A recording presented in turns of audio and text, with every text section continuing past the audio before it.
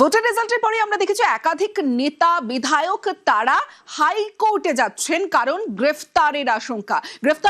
এর আগেও একাধিক বিধায়ক নেতারা যখন যাচ্ছেন, এবার হাইকোর্টে ইন্দ্রনীল সেন গ্রেফতারের আশঙ্কা এবার হাইকোর্টে ইন্দ্রনীল সেন হাইকোর্টে আগাম জামিনের আবেদন, আর সেই আবেদন প্রাক্তন মন্ত্রীর গ্রেফতারের আশঙ্কায় হাইকোর্টে ইন্দ্রনীল সেন। অর্ণব রয়েছে আমার সঙ্গে, অর্ণবের থেকে জানবো। অর্ণব, এবার গ্রেফতারের আশঙ্কায় এর আগেও একাধিক নেতা মন্ত্রী তারা হাইকোর্টে গেছিলেন, এবার হাইকোর্টে ইন্দ্রনীল সেন, ঠিক কি অভিযোগ, কোন মামলায় হাইকোর্টে ইন্দ্রনীল সেন?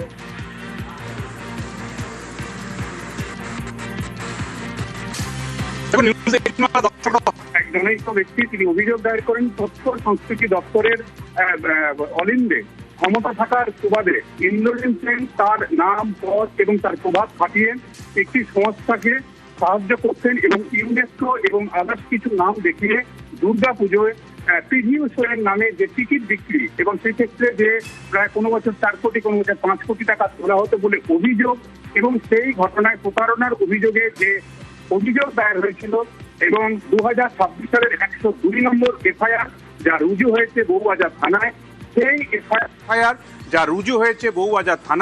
সেই এফআইআর এর ইনগ্রেডিয়েন্টস অর্থাৎ তার যা অভিযোগের সারবত্তা রয়েছে সেখানে কিছুটা হলেও সম্ভবত সত্যতা রয়েছে, যে কারণে ওই এফআইআরটা সরাসরি খারিজ না চেয়ে প্রাক্তন মন্ত্রী ইন্দ্রনীল সেন এই মুহূর্তে আগাম জামিন চেয়ে কলকাতা হাইকোর্টের কাছে নিজের গ্রেপ্তারি আটকাতে চাইছে। শুধু ইন্দ্রনীল সেন প্রাক্তন মন্ত্রী গায়ক নয়, তার স্ত্রী এবং একই সঙ্গে আরও 2 অভিযুক্ত যারা ওই এফআইআরে অভিযুক্ত রয়েছেন তারাও আলাদা করে আরও একটি আবেদন করেছেন এবং 2টি আবেদনই হয়েছে আজ কলকাতা হাইকোর্টে। এবং 17ই জুন বিচারপতি জয় সেনগুপ্তের বেঞ্চে এই মামলা শুনানির জন্য আসতে চলেছে, তার একটা সম্ভাবনা তৈরি হয়েছে। হাইকোর্টের নথি অনুযায়ী সেই তথ্য আমরা পাচ্ছি। এবং এক্ষেত্রে দুর্গাপুজোর সময় যে প্রিভিউ শো এর পাস দেওয়া হতো, যেখানে ইউনেস্কোর প্রতিনিধিরা আসবে বলা হতো, সেই জায়গায় মোটা টাকার বিনিময়ে সেই পাস বিক্রি হতো। সেই বিক্রির টাকা কার্যত এই পুরো ব্যবস্থাপনাটার পিছনে ইন্দ্রনীল সেনের একটা ভূমিকা রয়েছে। তথ্য সংস্কৃতি দপ্তরের প্রভাব খাটিয়ে তিনি এটা করতেন এমনটা অভিযোগকারী জানিয়েছিলেন। তারই প্রেক্ষিতে এফআইআর হয় 102 নম্বর এফআইআর 2026-এর বউবাজার থানার। সেখানেই আগাম জামিন চাইছেন সরাসরি ক্রিমিনাল মামলা করে প্রাক্তন মন্ত্রী ইন্দ্রনীল সেন। বেশ অর্ণব।